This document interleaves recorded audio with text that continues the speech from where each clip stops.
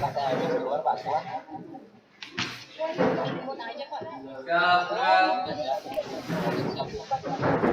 belajar pada sudah keluar agama dan budaya masing-masing. Mulai.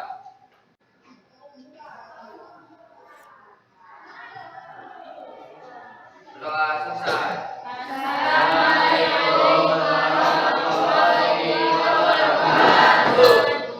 Waalaikumsalam warahmatullahi wabarakatuh. Apa kabar semuanya? Baik ya? Oke, baik. Sehat? Masih semangat nggak? Masih.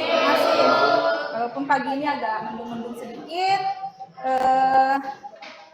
Oh iya, sebelum belajar kan, Ibu sepertinya ada kursi yang kosong. Hari ini Ibu absen sebenarnya ya. Siapa yang tidak hadir itu? Zaidi,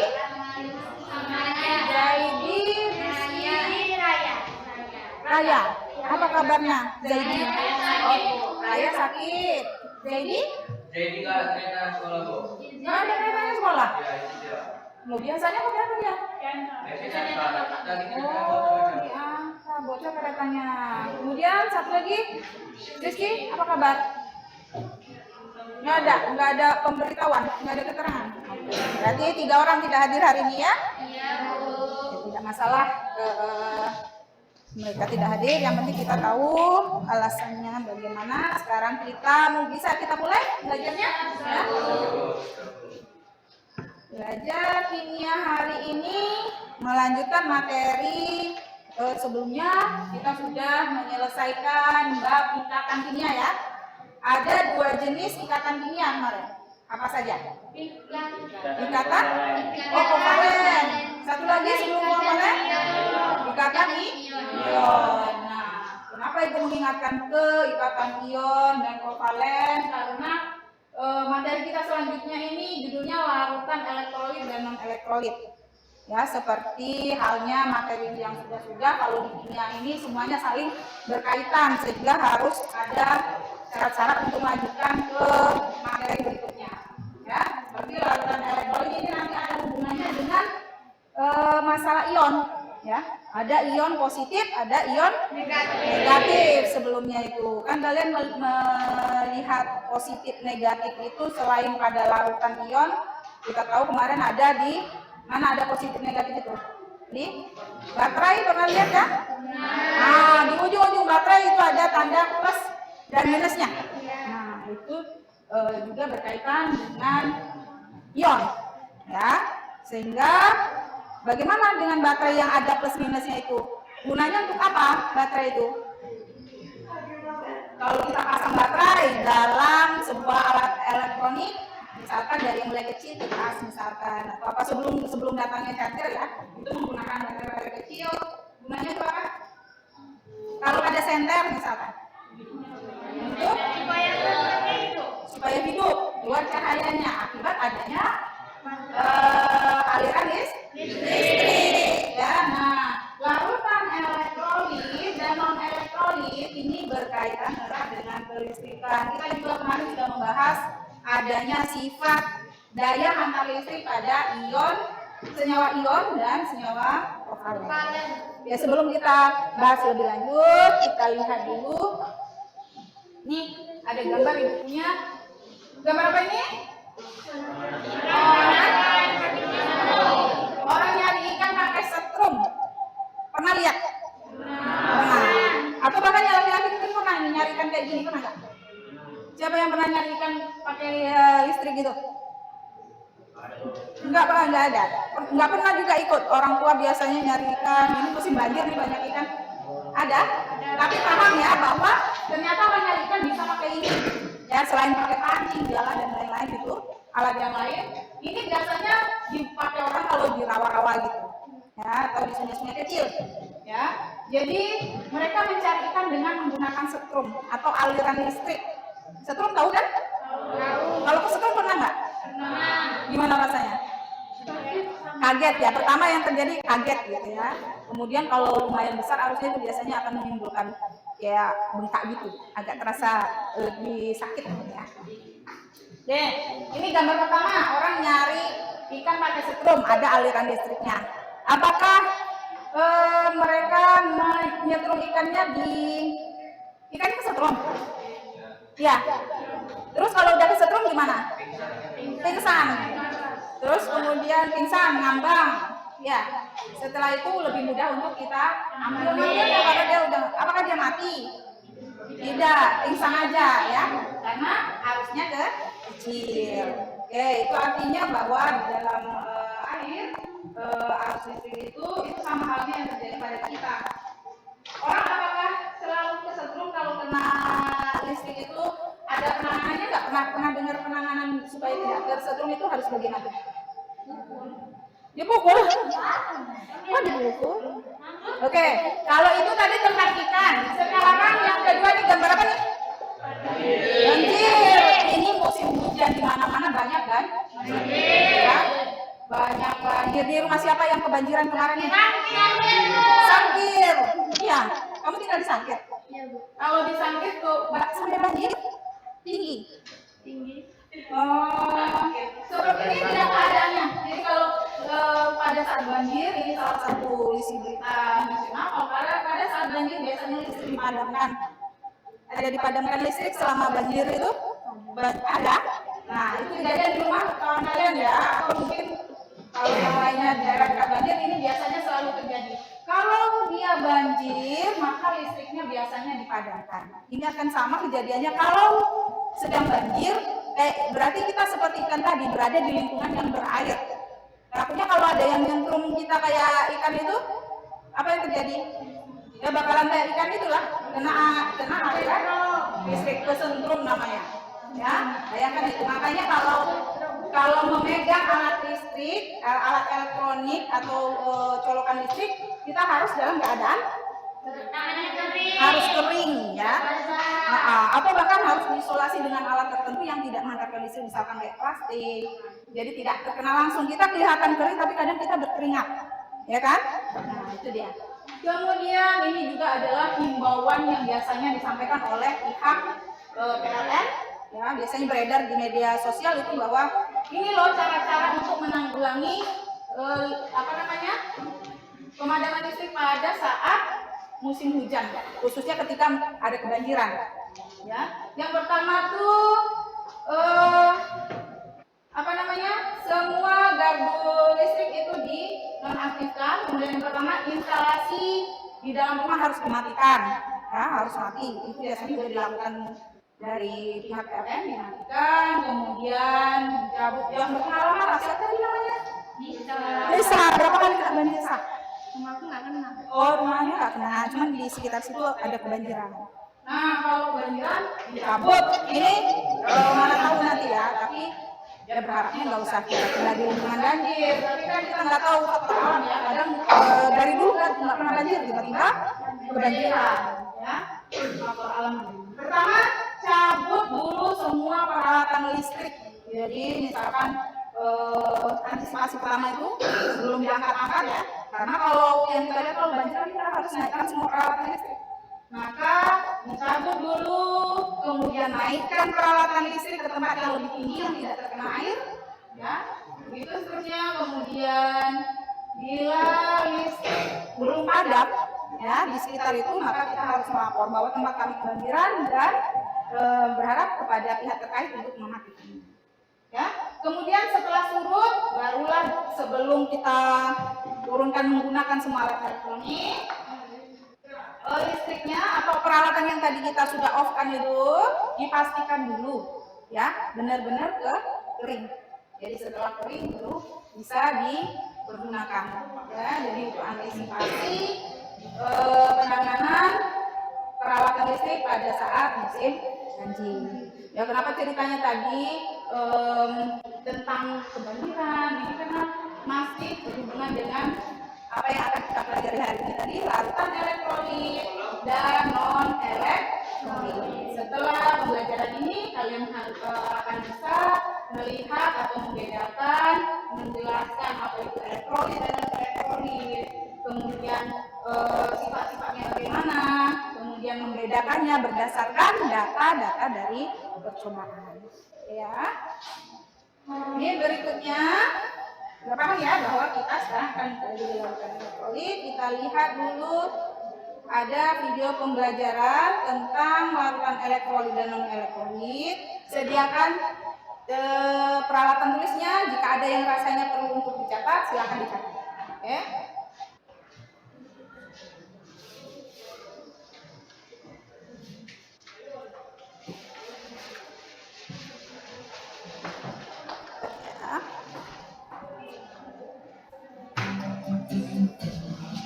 Juga berhasil meraih tujuan yang berbeda-beda. Assalamualaikum, halo adik-adik, ketemu lagi dengan kakak di channel Kimatika. Di video kali ini kita akan belajar materi kimia kelas 10 yaitu tentang larutan elektrolit dan non-elektrolit. Jadi ini lanjutan dari video kelas 10 sebelumnya ya. Kali ini yang akan kita bahas adalah cara membedakan larutan elektrolit dan non-elektrolit berdasarkan jenis senyawa zat terlarutnya. Zat terlarut dalam suatu larutan bisa berasal dari senyawa ion atau senyawa kovalen. Senyawa ion adalah senyawa yang terbentuk dari ikatan ion, sedangkan senyawa kovalen adalah senyawa yang terbentuk dari ikatan kovalen. Jika suatu larutan mengandung zat terlarut berupa senyawa ion, maka umumnya larutan tersebut akan dapat menghantarkan arus listrik dengan kuat atau disebut juga dengan larutan elektrolit kuat. Contohnya adalah larutan garam. Sedangkan jika zat terlarutnya merupakan senyawa kovalen, maka harus kita lihat dulu apakah senyawa kovalen tersebut termasuk polar atau non-polar. Jika polar, maka larutannya akan dapat menghantarkan arus listrik secara kuat maupun lemah. Berarti bisa larutan elektrolit kuat atau larutan elektrolit lemah. Yang kuat contohnya adalah larutan asam kuat, sedangkan yang lemah contohnya adalah larutan asam lemah. Kemudian jika zat terlarutnya termasuk senyawa kovalen non-polar, maka larutan tersebut tidak akan dapat menghantarkan arus listrik atau disebut juga dengan larutan non-elektrolit. Contohnya adalah urea, gula, dan alkohol. Oke, jelas ya? Tapi ingat, yang kita bahas ini adalah senyawa ion dan senyawa kovalen dalam bentuk larutannya. Lalu, bagaimana jika senyawa tersebut dalam bentuk padatan atau lelehan? Untuk lebih jelasnya, kita akan buat perbedaannya dalam bentuk tabel. Jadi, di sini ada 3 jenis senyawa, yaitu senyawa ion, senyawa kovalen polar, dan senyawa kovalen non-polar. Kemudian masing-masing ada dalam 3 bentuk, yaitu padatan atau solid yang dilambangkan dengan S, kemudian lelehan atau cairan atau liquid yang dilambangkan dengan L, lalu larutan atau aqueous yang dilambangkan dengan AQ. Senyawa ion dalam bentuk padatan atau kristal tidak dapat menghantarkan arus listrik ya, berarti bisa juga kita sebut dengan isolator. Sedangkan jika senyawa ion dalam bentuk lelehan itu sudah mengandung ion, berarti sudah dapat menghantarkan arus listrik, disebut juga dengan konduktor. Kemudian jika dalam bentuk larutan sudah jelas ya, maka senyawa ion bersifat konduktor. Kemudian untuk senyawa kovalen polar, jika dalam bentuk padatan dia termasuk isolator, dalam bentuk lelehan juga isolator, dalam bentuk larutan baru senyawa kovalen polar bersifat konduktor. Lanjut, untuk senyawa kovalen non-polar dalam bentuk apapun akan bersifat isolator. Padatan isolator, lelehan isolator, dan larutan juga akan bersifat isolator. Oke, sekarang kita akan membahas contoh-contoh dari larutan elektrolit dan non-elektrolit. Sebelumnya sudah pernah dijelaskan bahwa yang termasuk larutan elektrolit kuat adalah larutan asam kuat, larutan basa kuat, dan larutan garam. Sedangkan yang termasuk larutan elektrolit lemah adalah larutan asam lemah dan larutan basa lemah. Nah, lalu bagaimana cara membedakan asam kuat dengan asam lemah, basa kuat dengan basa lemah, dengan garam maupun dengan larutan non-elektrolit? Kita mulai dari asam. Asam adalah senyawa yang dapat melepaskan ion H+ dalam larutannya. Umumnya pada rumus kimianya terdapat atom H di depan. Contoh HCl, hanya di depan ya. Lalu bagaimana cara membedakan asam kuat dengan asam lemah? Caranya adalah kita hafalkan yang asam kuat karena jumlahnya lebih sedikit. Jadi yang termasuk asam kuat adalah HCl atau asam klorida, kemudian HBr atau asam bromida, HI atau asam iodida, HNO3 atau asam nitrat, H2SO4 atau asam sulfat, HClO3 atau asam klorat, dan ada HClO4 atau asam perklorat. Berarti untuk asam lemah selain asam kuat. Contohnya CH3COH atau asam asetat atau asam cuka. Nah, untuk CH3COH hanya nggak di depan ya, hanya ada di belakang.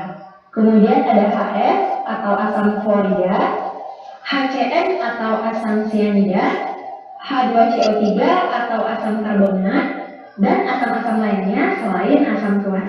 Oke, jelas ya. Sekarang lanjut untuk basa. Basa adalah senyawa yang dalam larutannya dapat melepaskan ion OH-. Biasanya pada rumus kimianya terdapat OH di belakang. Cara membedakan basa kuat dan basa lemah sama seperti asam ya. Jadi kita hafalkan saja yang basa kuatnya. Caranya gampang, ingat saja unsur-unsur golongan 1A dan golongan 2A. Golongan 1A ada Lawin Robichaeus frustasi. Golongan 2A ada Benimangga campur sirsak buat rujak. Kecuali Fr, De, Mg, dan Ra. Kemudian tinggal kita tambahkan OH saja. Untuk golongan 1A tambahkan 1 OH, jadinya LiOH, NaOH, KOH, RbOH, dan CSOH.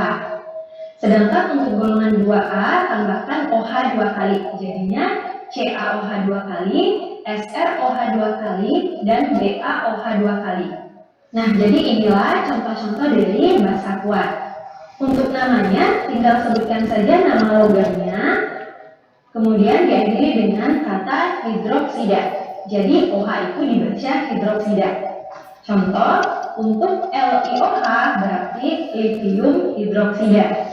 Untuk CaOH 2 kali berarti Ca itu kalsium, OH hidroksida, kalsium hidroksida. Oke, yang lain menyesuaikan ya. NaOH berarti natrium hidroksida, KOH kalium hidroksida, RbOH rubidium hidroksida, CSOH cesium hidroksida, SrOH 2 kali strontium hidroksida, BaOH 2 kali barium hidroksida. Oke, lanjut untuk basa lemah berarti selain basa kuat. Beberapa contohnya adalah NH4OH atau amonium hidroksida, AlOH 3 kali atau aluminium hidroksida, FeOH 2 kali atau besi 2 hidroksida. Kemudian untuk larutan non elektrolit, pada video sebelumnya juga sudah pernah dicontohkan ya. Yang termasuk larutan non elektrolit yang sering keluar di soal adalah urea atau CONH2 2 kali. Kemudian ada C6H12O6 atau glukosa, lalu C12H22O11 atau sukrosa, dan C2H5OH atau etanol. Etanol ini termasuk alkohol ya. Oke, berikutnya adalah contoh dari garam. Nah, garam ini adalah senyawa ion yang bisa terbentuk dari reaksi antara asam dengan basa. Jadi, kita gabungkan asam dan basa, kemudian kita hilangkan H sama OH-nya. Contoh, HCl sama NaOH, jadi kita buang saja H plus sama OH-nya, jadinya NaCl. Oke, jadi ini salah satu contoh dari garam ya. Kemudian bisa misalnya HBr dengan KOH, berarti jadinya HBr. Contoh berikutnya misal CaOH 2 kali dengan HCl, jadinya CaCl 2 kali. Oke, ini beberapa contoh dari garam. Oke, jelas ya. Nah, untuk menguji pemahaman kalian, silakan kerjakan latihan ini. Manakah di antara berikut ini yang dapat menghantarkan arus listrik dengan kuat?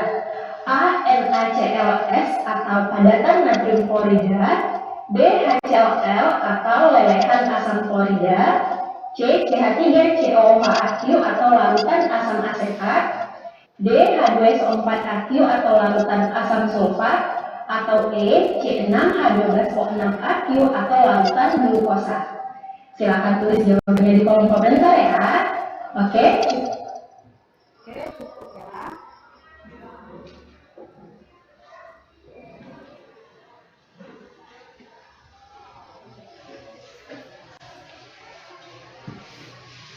Itu tadi adalah video tentang cara membedakan membedakan larutan elektrolit dan non elektrolit berdasarkan senyawanya, ya, berasal dari ikatan apa? Karena dari hubungan dengan ikatan ion dan kovalen yang sebelumnya sudah kita pelajari. Nah, sekarang kita lihat lagi bagaimana larutan elektrolit itu terbentuk, ya. Lihat, larutan elektrolit itu tadi adalah larutan yang bagaimana? Larutan yang seperti apa? Larutan elektrolit itu bisa menghantarkan listrik atau tidak? Bisa.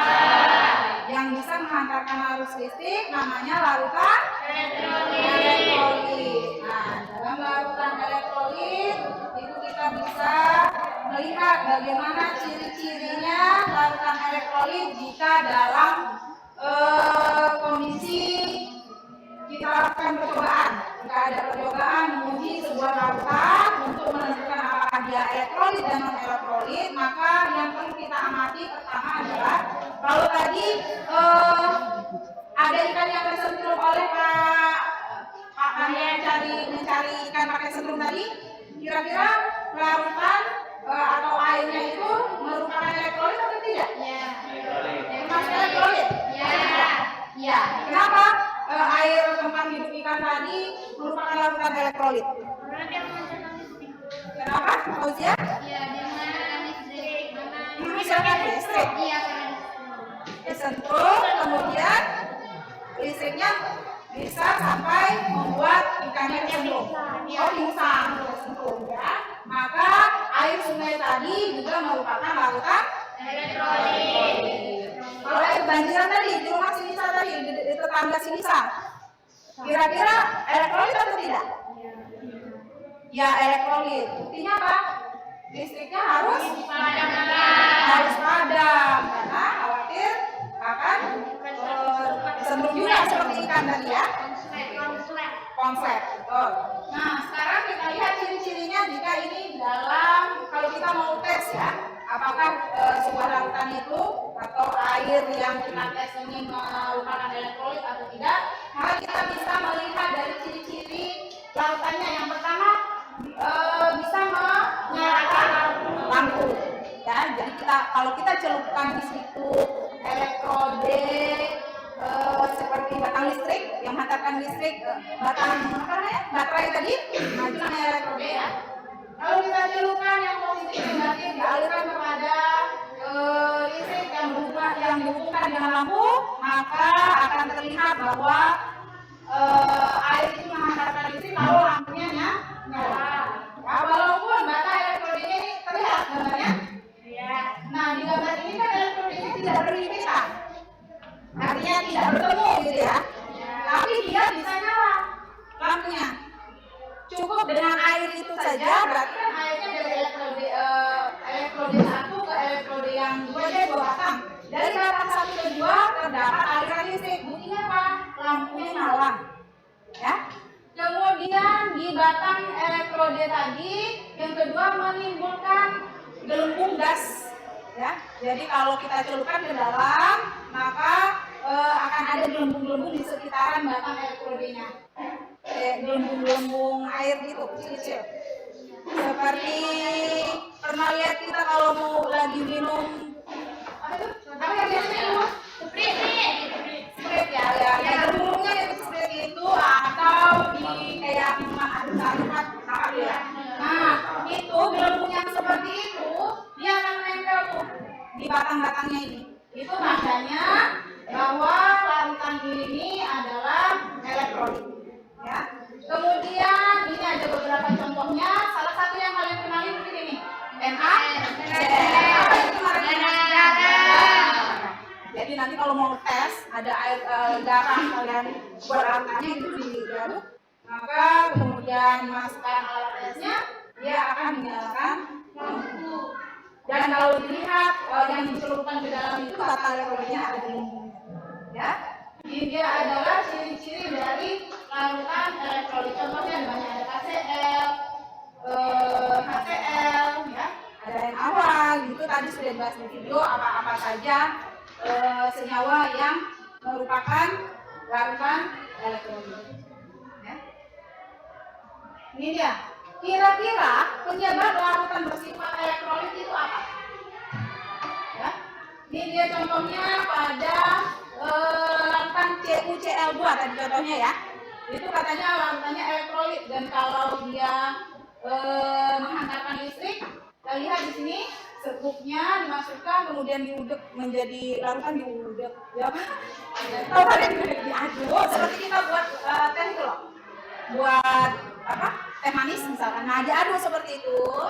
Kemudian kita masukkan batang anoda katodenya, maka larutan akan menghantarkan listrik karena apa? Cu ini dia. Ada Cu plus 2 dengan Cl min. Yang mana kedua-dua Cu plus 2 itu dan Cl min merupakan ion positif dan ion negatif. Artinya CuCl kalau sudah dimasukkan ke dalam air itu akan membentuk ion positif dan ion negatif. Itu sebabnya bahwa kalau mengapa elektrolit menghantarkan listrik? Karena setelah di dalam larutan elektrolit itu akan menghasilkan ion. Ya, kalau ini CuCl berarti ion Cu dan ion Cl. Ya, tahu berarti di dalam larutan dia pecah menjadi ion-ion. Ada yang positif, ada yang negatif. Itu yang bergerak kemudian akan menghantarkan listrik. Ya. Kemudian larutan elektrolit ini ada dua macam. Ada yang kuat, ada yang lemah tadi ya. Nah, yang kuat itu bagaimana? Ini dia gambarnya. Ya, sama-sama rangkaiannya ini awalnya tadi ya. Yang apa bedanya antara yang kuat sama yang lemah dari gambar ini? Kenapa? Gimana? Cahaya apa? Kecil apa besar? Cahayanya. Kalau lampunya sama besarnya ya. Yang lebih besar dan kecil adalah cahayanya. Yang cahaya yang dihasilkan. Yang pertama lampunya terang. Yang kedua lampunya redup atau bahkan bisa jadi tidak hidup. Ya. Tapi elektrodenya pada yang lampu terang tentu lebih banyak gelembungnya. Kalau pada yang lampunya redup atau mati itu tetap ada tapi gelembung aja. Nggak sanggup dia. Kalau lemah itu kan berarti dia tidak sanggup ya. Berarti dia tidak sanggup untuk sampai membuat lampunya nyala. Ada listriknya tapi tidak cukup, kayak kurang arus tuh. Kalau listrik di rumah kita kan kayak mau padam itu. Ya, redup pernah seperti itu? Nah, lampunya redup. Jadi tidak mati tapi redup. Mau ngidupin TV tidak bisa. Ya kan? Mau ngidupin apa lagi? Peralatan elektronik tidak bisa, tapi lampu itu hidup. Redup ya, remang-remang.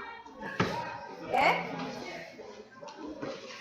Berikutnya jenis larutan elektrolit ya. Larutan elektrolit tadi bola lagi ya, mana tahu tadi dia selalu video kita lihat. Larutan elektrolit itu berasal dari senyawa ion dan senyawa kovalen tapi yang polar. Kan kita kemarin membahas kovalen itu tidak menghantarkan listrik ya. Pengecualian pada kovalen yang polar. Polar itu yang tertariknya tidak sama kuat atau tertarik ke salah satunya. Kemudian contoh larutannya itu apa saja? Ada kadar asam, ya, ada asam, kemudian basa tadi, asamnya biasanya asam kuat, itu lebih terang ya, kemudian basanya juga basa kuat, dan garam. Garam itu berkali-kali. Memang garam ini adalah contoh yang baik untuk kita melihat apakah larutan itu menghantarkan listrik. Oke, kemudian berikutnya ini tentang larutan non elektrolit. Tentu saja untuk ciri-cirinya kebalikan dari elektrolit. Ya, kalau elektrolit tadi bisa menghantarkan listrik. Kemudian apa tadi lampunya nyala, gelembungnya ada. Berarti kalau untuk non elektrolit kebalikannya gimana? Ya. Tidak bisa nyala listrik. Nggak bisa nyala lampunya kata Nemario. Terus apa lagi? Tidak bisa terang. Kalau tidak nyala ya tidak terang. Gelembungnya ada tetapi tidak bisa nyala listrik. Gelembungnya kira-kira ada nggak kalau nggak bisa nyala listrik? Tidak. Tidak ada. Kalau masih ada berarti walaupun nggak nyala tadi namanya elektrolit lah. Elektrolit apa tadi? Ya, ada gelembungnya tapi nggak nyala itu lemah. Tapi kalau sama sekali nggak ada gelembung, tak ada, kemudian lampu tidak menyala, maka inilah dia non elektrolit. Contohnya apa? Gula. Pernah minum air gula? Nah, larutan gula itu tidak akan bisa menghasilkan listrik. Kemudian ada alkohol. Ya, ini yang dekat-dekat dengan kita aja ya. Kemudian urea. Tahu urea? Apa itu urea? Loh, katanya tahu. Siapa? Apa? Pupuk. Tuh kan yang tahu. Rehan bilang pupuk. Yang lain tahu pupuk urea? Atau pada tinggal di mana yang nggak tahu pupuk? Kan tinggalnya di kebun juga sama-sama kan? Tidak tahu. Tidak tahu orang pupuk urea pernah nggak? Tidak. Ya, urea itu sejenis pupuk. Jadi dia tidak bisa menggunakan listrik. Ini dia apa yang menyebabkan larutan itu sifatnya non elektrolit.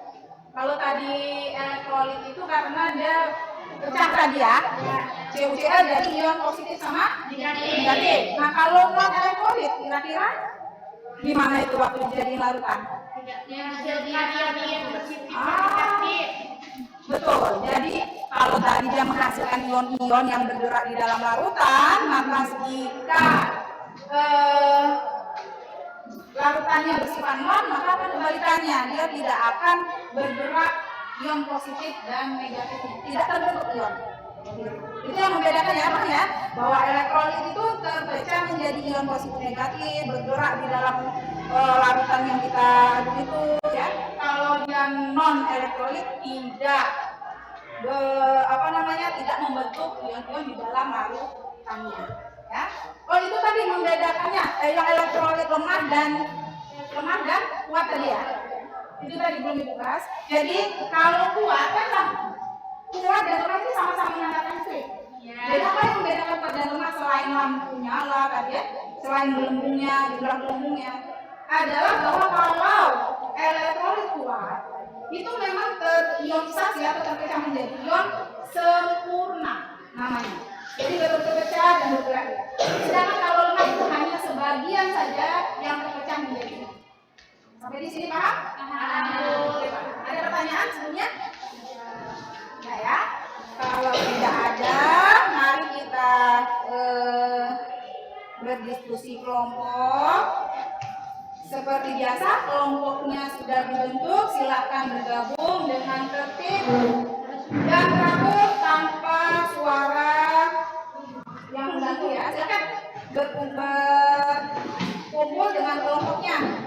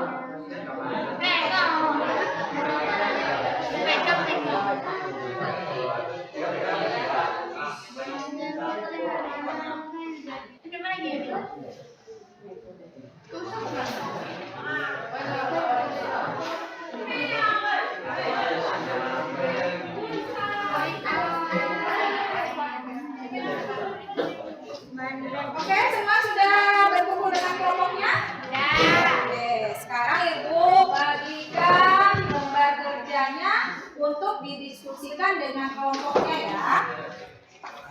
Kelompok.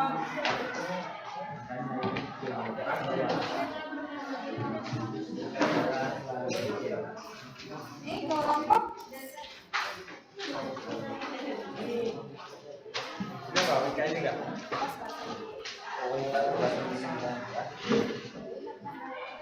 Oke, semuanya sudah dapat LKPD-nya.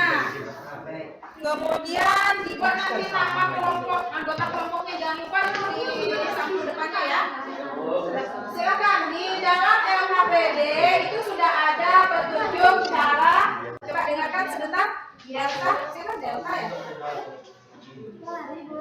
Oh, pagi. Oke, setelah semuanya sudah dapat, silakan kalian berdiskusi dengan kelompoknya masing-masing, kerjakan dengan tertib dan suaranya ya, Akita.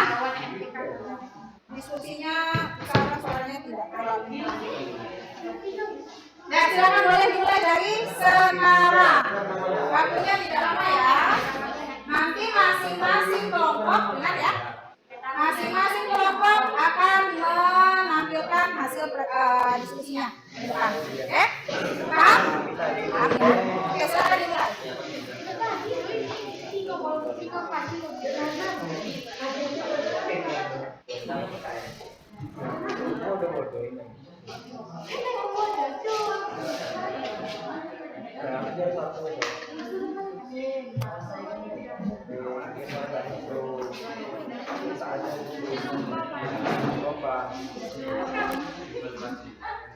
Masuk orang weh.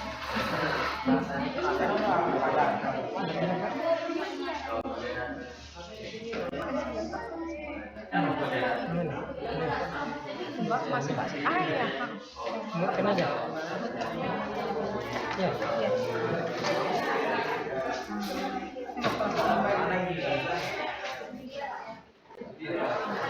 Video ini memang khusus ruang. Oke ya.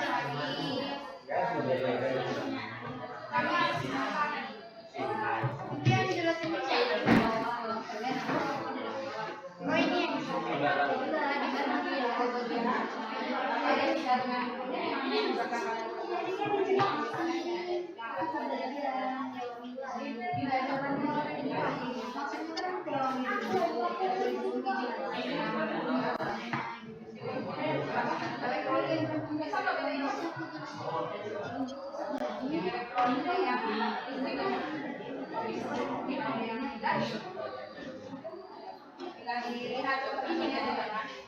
Kalau contohnya yang kayak rasanya gitu mah kayak gula, kalau garam, video di atas video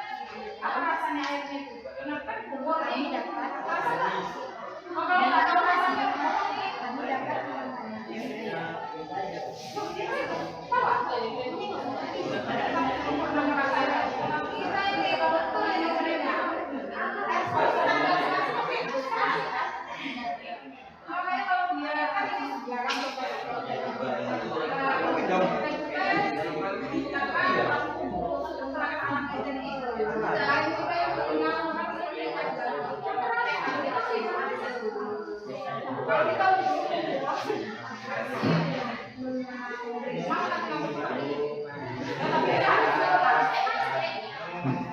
ya, soalnya nanti besok ulangnya jangan coba. Tanya besok ya.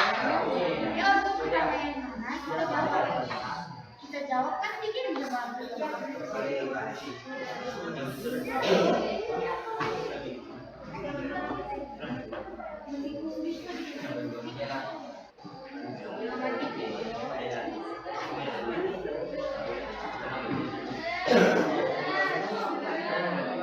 Oke, gimana? Selesai diskusinya? Oh, belum? Kalau selesai nanti presentasi kita duluan berdasarkan kelompok saja ya. Kelompok satu udah siap? Udah selesai? Selesai kelompok satu? Belum? Sudah? Bisa kami sekarang? Untuk menghemat waktu, mana yang belum sambil dilanjutkan, sambil disimak temannya yang lain. Bagi yang sudah, silakan tampil. Ya, bisa kelompok satu lagi kan? Oke, silakan kelompok satu. Ya, kelompok satu dulunya.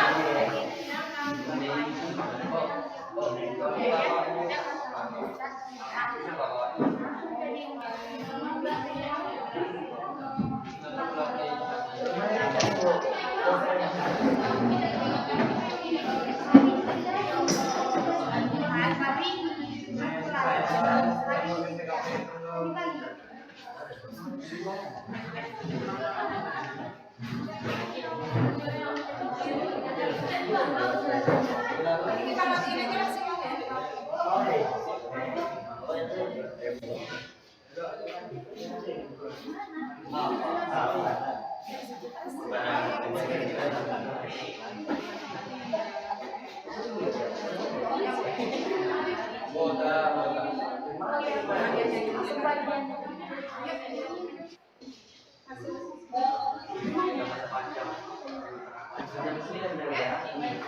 Silakan. Mau ujian tadi kok? Mana kalian? Mana lagi tadi kita?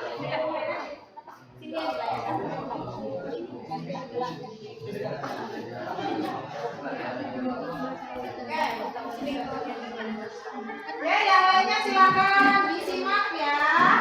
Sambil bagi yang belum selesai silakan sambil dikerjakan sambil disimak apa hasil diskusi temannya. Silakan kelompok satu. Assalamualaikum warahmatullahi wabarakatuh. Waalaikumsalam warahmatullahi wabarakatuh. Kami dari kelompok 1 akan membacakan hasil diskusi kami dan di sini saya sebagai moderator, nama saya Anika Najla Mulia dan akan dibacakan oleh dan Rehan. Nanti tanya jawabnya akan dijawab oleh Rameisa Elia dan Chelsea. Satu, apakah semua larutan didaftarkan harus tidak semua larutan? Dua, jelaskan apa yang dimaksud dengan larutan elektronik. Larutan yang dapat menjadi elektronik. Tiga, bagaimana cara mengetahui suatu larutan dapat menghasilkan arus listrik atau tidak? Jelaskan. Menguji larutan dengan alat uji elektronik.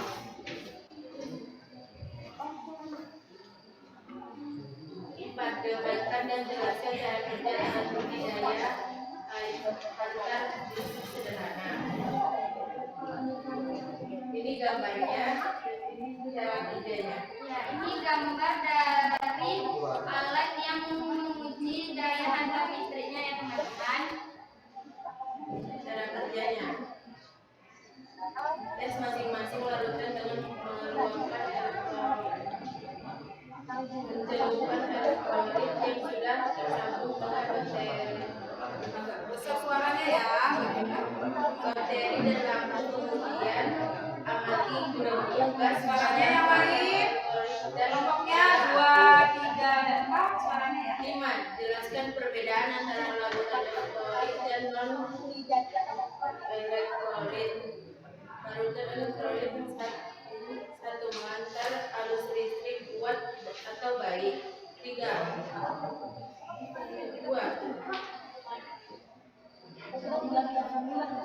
Terionisasi dengan sempurna atau sebagian. 3. Tatapan atau derajat ionisasi buka kurung A tutup kurung A sama dengan 1 A lebih dari O. 4. Jika diuji larutan elektrolit memiliki nyala lampu yang tidak terang atau redup dan muncul gelembung gas yang banyak atau sedikit. Larutan elektrolit tidak dapat terionisasi, tidak dapat mengantarkan arus, tidak dapat atau isolator. Tatapan atau derajat ionisasi buka kurung A tutup kurung A sama dengan O. Jika diuji larutan elektrolit tidak menyalakan dan tidak muncul gelembung gas.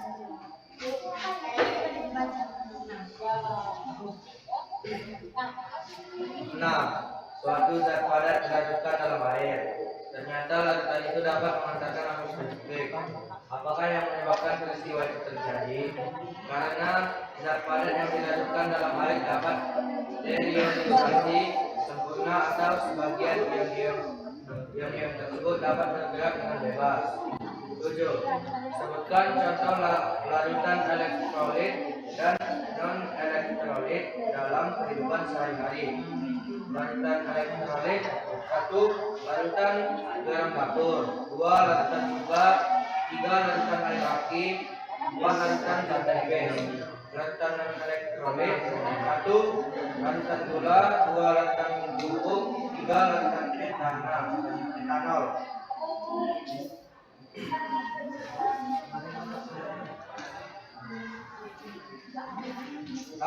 Hasil percobaan daya angkat listrik beberapa larutan menghasilkan data sebagai berikut.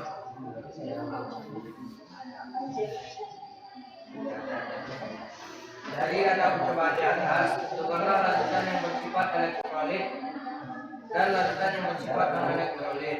Larutan elektrolit gambar nomor 1 dan 2, larutan non-elektrolit gambar nomor 3.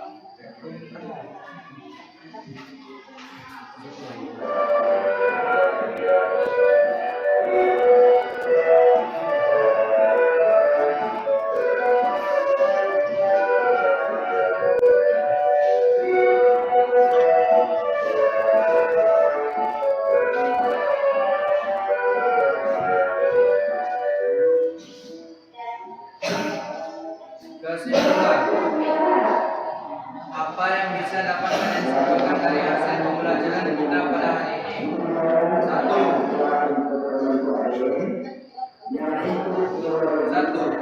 Larutan elektrolit adalah larutan yang dapat mengantarkan arus listrik, sedangkan larutan non-elektrolit adalah larutan yang tidak dapat mengantarkan arus listrik. 2. Larutan elektrolit terbagi menjadi larutan elektrolit kuat dan larutan elektrolit lemah. Itulah hasil diskusi dari kelompok kami. Apakah teman-teman ada yang ingin bertanya? Ya, Zia ingin bertanya apa? Larutan non-elektrolit adalah larutan yang memiliki sifat akan dijawab oleh Eca. Jawabannya tidak dapat mengantarkan listrik.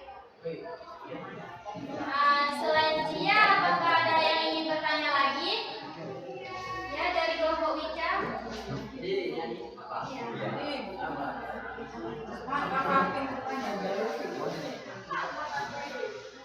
Soal nomor 8 pada gambar 1 dan 2 pada larutan yang bersifat elektronik. Gambar nomor 1 menunjukkan lampunya menyala, gambar nomor 2 menunjukkan lampunya tidak menyala. Apa perbedaannya? Akan dijawab oleh Eca. Jawabannya, gambar nomor 1 menunjukkan larutan elektrolit kuat, sedangkan gambar nomor 2 menunjukkan gambar elektrolit lemah. Meskipun gambar nomor 2 lampunya tidak menyala, tetapi dia tidak menghasilkan gelembung gas.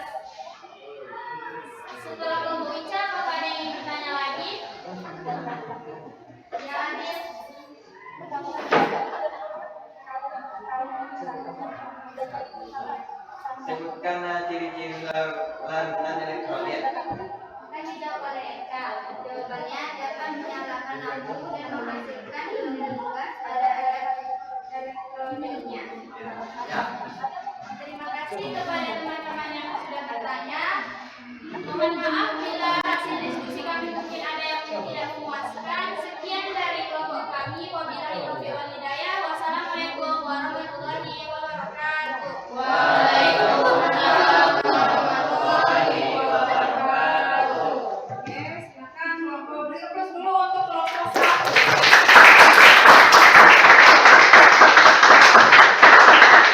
Ya, silakan kelompok 1. Kemudian dilanjutkan kelompok berikutnya sudah selesai? Sudah. Diskusinya? Kelompok 2 ya, kelompoknya Fauzia. Silakan Fauzia.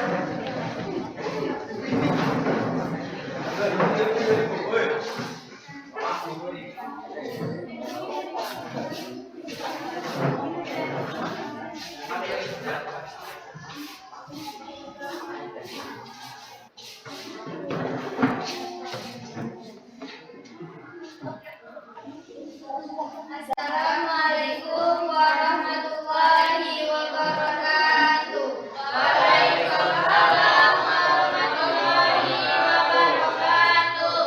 Kami dari kelompok 2 ingin mempresentasikan hasil diskusi kami. Saya sebagai moderator atas nama Naimatul Hidayah dan penyaji yaitu Fauzia Herani dan Lutfia Aisyah, dan sebagai penjawab yaitu Fahri Ananda.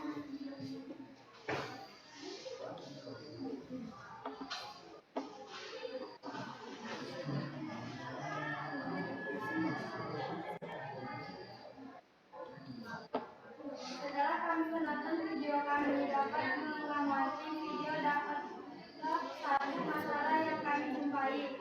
Kejadian terhadap masalah di atas ialah terjadinya banjir yang disebabkan lingkungan kotor dan banyaknya sampah yang menyebabkan tersumbatnya air, dan itulah yang menyebabkan datangnya banjir yang dapat menyebabkan terjadinya penyakit.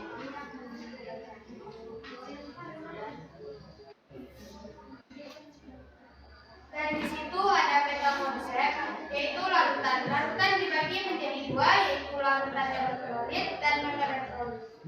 Dan di situ juga elektrolit dibagi, ada jenisnya yaitu elektrolit kuat dan elektrolit lemah. Sedangkan non elektrolit tidak ada sterionisasi. Larutan elektrolit adalah larutan yang dapat membentuk ion-ion dalam pelarutnya, sehingga larutan dapat menghantarkan listrik pada percobaan. Sedangkan larutan non-elektronik adalah larutan yang tidak dapat membentuk ion-ion dalam pelarutnya, sehingga larutan tidak dapat menghantarkan listrik. 2 senyawa membentuk larutan elektrolit. Adapun jenisnya 1 senyawa ion, 2 senyawa komponen polar, 3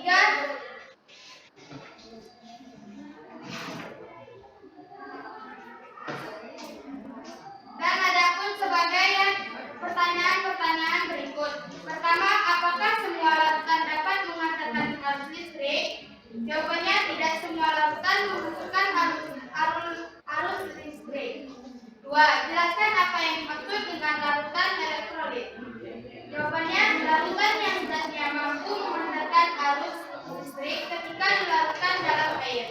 3. Bagaimana cara mengetahui suatu larutan dapat menghantarkan arus listrik atau tidak?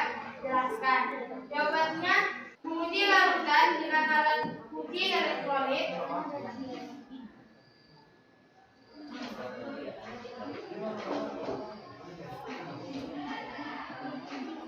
Keempat, gambarkan dan jelaskan cara kerja alat uji daya hantar listrik sederhana.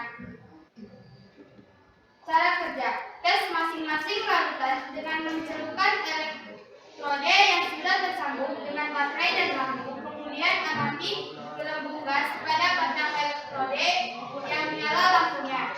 Gambarnya ini.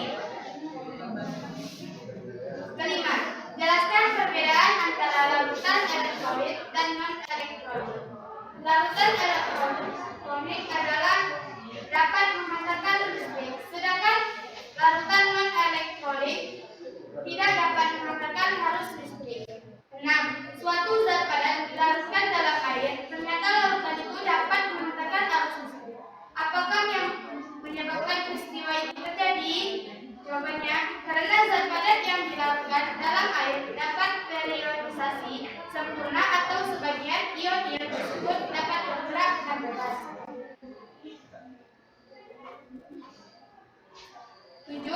Sebutkan contoh larutan elektrolit dan non-elektrolit dalam kehidupan sehari-hari.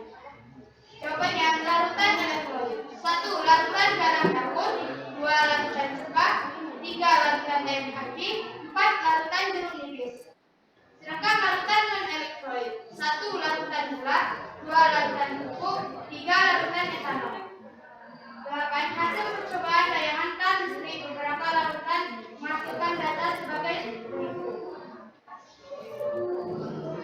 Dari data percobaan di atas, tentukanlah larutan yang bersifat elektrolit dan larutan non-elektrolit. Larutan elektrolit digambarkan pada gambar 1 dan 2, sedangkan larutan non-elektrolit ditunjukkan pada gambar 3.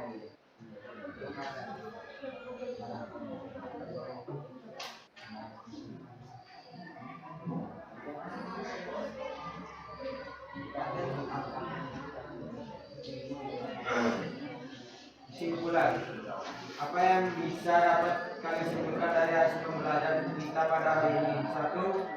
Larutan elektrolit adalah larutan yang dapat mengantarkan arus listrik, sedangkan non-elektrolit adalah yang tidak dapat mengantarkan arus listrik. 2. Larutan elektrolit terbagi menjadi larutan elektrolit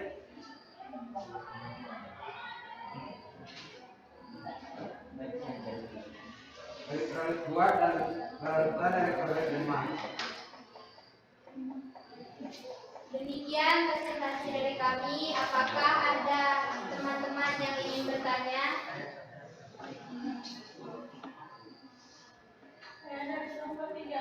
Iya, dipersilakan kepada anak dari kelompok 3. Mengapa larutan elektrolit tidak dapat menghasilkan arus listrik? Jawabannya, non-elektrolit adalah larutan yang tidak dapat mengantarkan listrik karena tidak dapat mengantarkan listrik.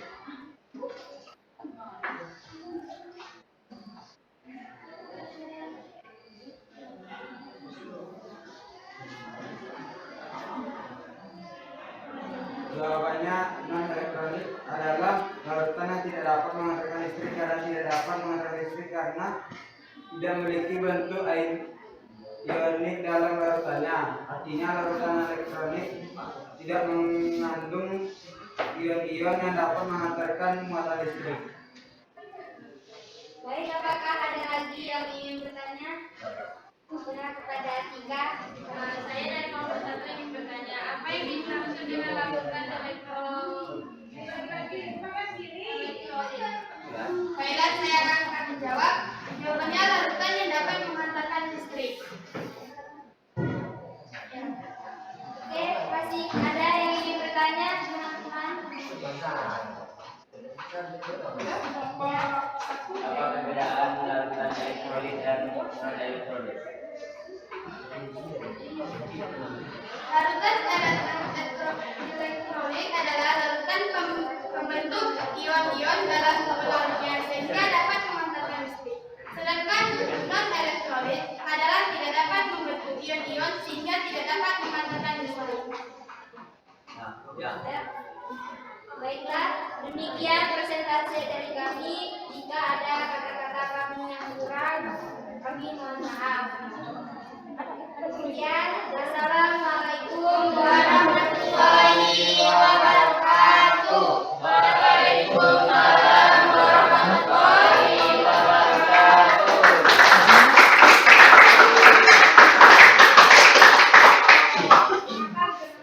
Terima kasih untuk kelompok 2 ya. Kita selanjutnya kelompok 3. Kelompoknya mana?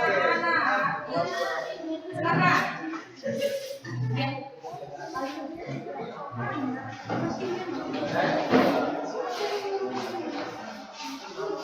Ya, silakan dulu.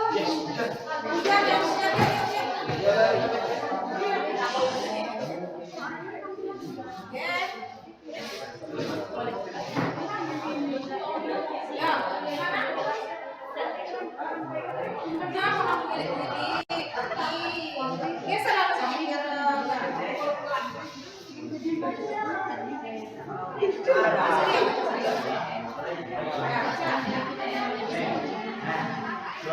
Selamat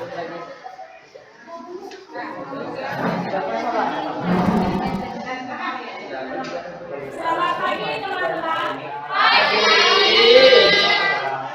Kami dari kelompok 3. Di sini kami akan mengungkapkan hasil diskusi kami.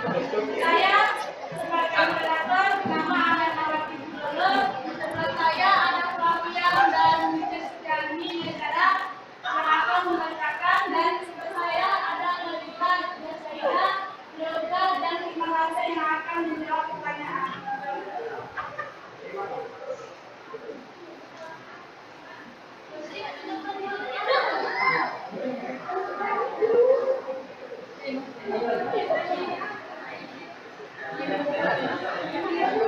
Masyarakat saja yang berjumpai dalam tayangan video ini pelajaran dari kerajaan.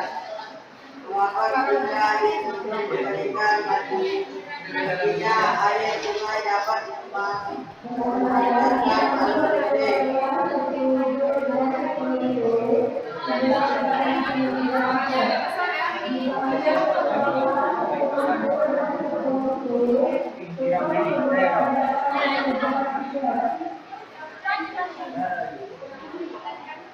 Betul. Apakah semua larutan dapat menghantarkan arus listrik?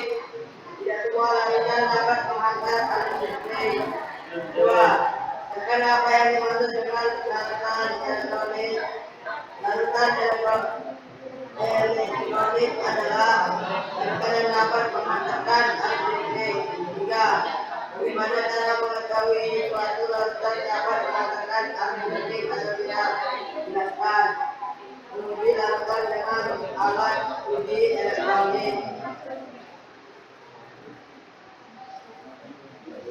Gambarkan dan jelaskan cara kerja alat uji daya hantar listrik sederhana. Cara kerja tes masing-masing larutan dengan mencelupkan elektrode yang sudah tersambung dengan baterai dan lampu. Kemudian amati dengan tugas pada batang elektronik dan nyala lampu.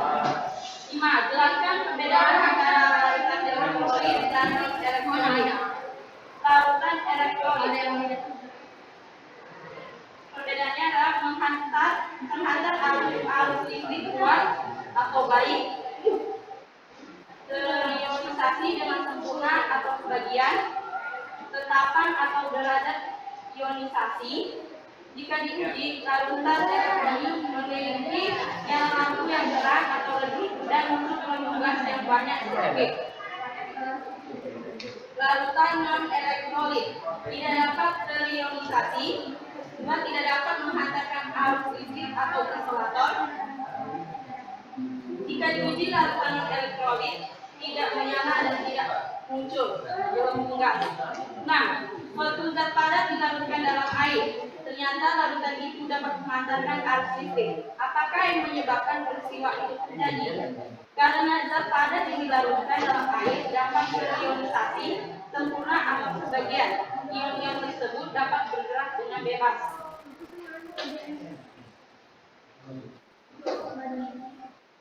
Tujuh. Sebutkan beberapa larutan elektrolit dan non-elektrolit dalam kehidupan sehari-hari. Larutan elektrolit. 1. Larutan garam dapur. 2. Larutan cuka. 3. Larutan air aki. 4. Larutan jeruk nipis. Larutan non-elektrolit. 1. Larutan gula. 2. Larutan bubuk. 3. Larutan etanol. 8.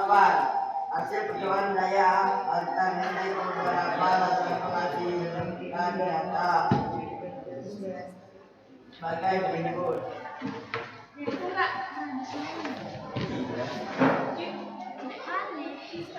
Dari data percobaan data, tentukanlah larutan yang bersifat elektrolit dan larutan yang bersifat non-elektrolit. Larutan elektrolit gambar nomor 1 dan 2. Larutan non-elektrolit gambar nomor 3. Kesimpulan, Apa yang bisa dapat kalian simpulkan dari hasil pembelajaran kita pada hari ini? Satu, larutan elektrolit adalah larutan yang dapat mengantarkan arus listrik.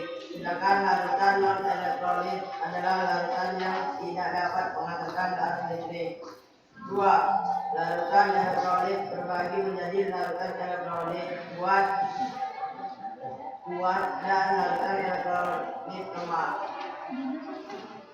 Sekian dari diskusi kami. Apakah ada yang ingin bertanya? Ya, dari Bang Baika. Sebutkan contoh larutan elektrolit. Saya akan menjawab pertanyaan dari Esa. Sebutkan contoh larutan elektrolit seperti larutan garam dapur, larutan buka, larutan air aki, larutan jeruk nipis. Ada lagi yang ingin bertanya? Ya, dari contoh Diki. Jelaskan contoh senyawa kovalen polar. Jelaskan contoh senyawa kovalen polar. Saya akan menjawab pertanyaan ini. Padatan tidak dapat menghantarkan listrik karena padatannya terdiri atas molekul molekul. Netral meskipun bersifat dapat bersifat polar. Selenon tidak dapat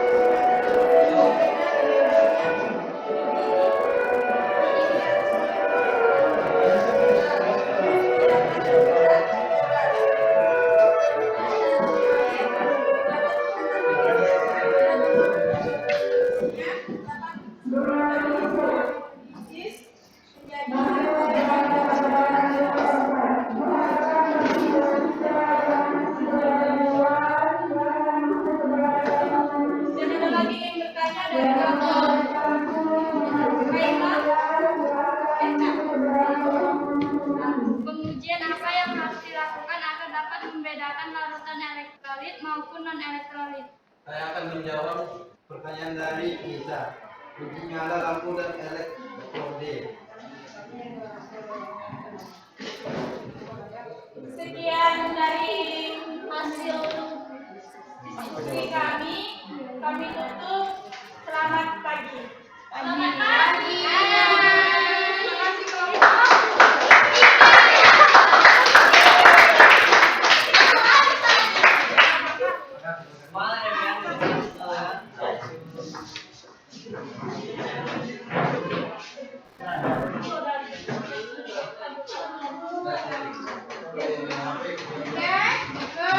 Terima kasih kepada kelompok yang sudah tampil pada hari ini. Kemudian sedikit Ibu menambahkan dari beberapa kelompok yang sudah tampil tadi, Ibu bisa menyimpulkan kerja kalian bagus, ya semuanya sudah bisa tampil dengan sempurna, walaupun ada mungkin yang perlu diperbaiki. Ibu hanya menambahkan saja, tadi yang kita bahas, yang ditampilkan oleh teman-temannya adalah tentang larutan elektrolit dan elektrolit. Ibu harap nanti setelah ini, ya perhatikan di kelompok 1 dan 4. Jadi setelah belajar tentang larutan elektrolit dan non elektrolit, apakah kita sudah bisa membedakan yang mana elektrolit non elektrolit kira-kira? Apakah itu sulit rasanya? Tidak ya. Hanya membedakan bagaimana yang menghantarkan listrik dan tidak. Mungkin contoh-contoh tadi ada kebanyakan contoh dalam kehidupan sehari-hari itu berupa asam-asam tadi ya. Kayak asam cuka, asam apa tadi? Air aki. Air aki ini kalian tahu air aki? Nah, kamu tahu air aki nggak? Aki. Ya, jadi kalau dulu tuh kalau di kereta apinya aki apa? Ada pakai air nggak? Pakai masih air akinya masih baterai bata, pakai isi air aki.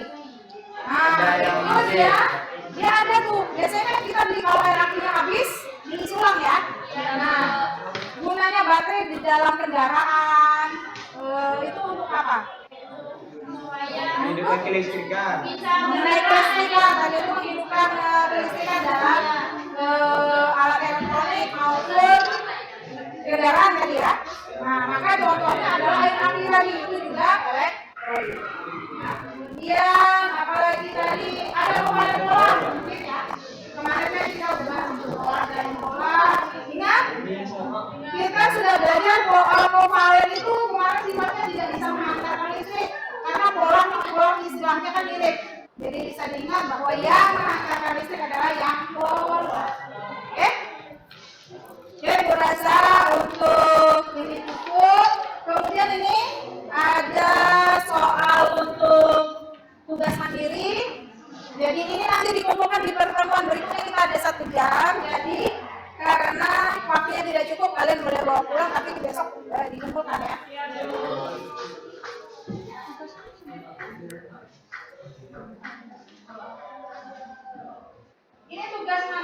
Jadi tugasnya masing-masing orang.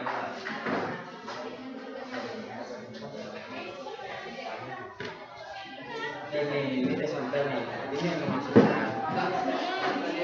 Ya, maksudnya kan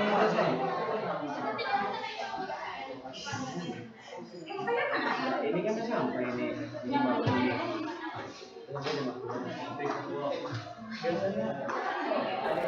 Oke, semuanya sudah dapat diingatkan kembali itu tugas mandiri. Jadi soalnya objektif bisa dilihat itu soal objektif atau pilihan ganda, tapi dalam memilih bukan hanya ABC-nya saja, nanti harus ada alasan dari setiap jawaban. Dikerjakan masing-masing, oke? Nah, kemudian di pertemuan berikutnya karena kita waktunya tidak cukup. Kemudian di pertemuan berikutnya mungkin materinya kita setelah elektrolit dan non elektrolit ini adalah nanti kalian buka bukunya lagi ya. Supaya kita lebih mudah di pertemuan berikutnya. Oke, cukup. Silakan kembali ke kelompok ke kursinya masing-masing untuk kita selesaikan pembelajaran hari ini. Kita tutup dengan berdoa. Yo. Silakan kembali ke tempat duduknya masing-masing dulu.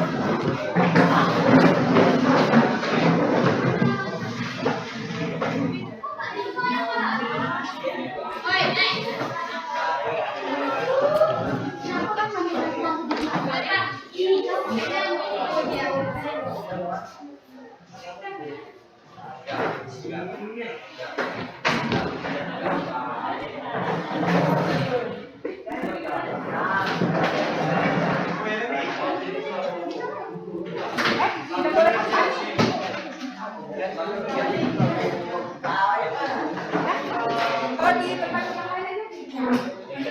Sudah tidak.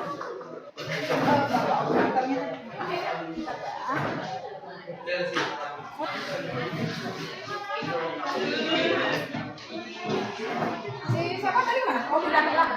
Ya, siapkan dulu siapa Rehan sebelum kita akhiri. Ya, selesai biasanya harus siapkan sebelum kita akhiri. Sebelum kita akhiri pelajaran ini, mari kita berdoa. Setelah mulai.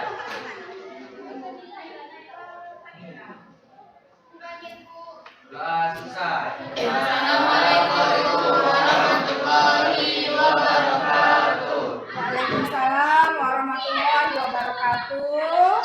Terima kasih untuk partisipasinya pada pembelajaran kita hari ini. Kita tutup pembelajaran ini dengan mengucapkan alhamdulillahirabbil alamin. Nah, silakan.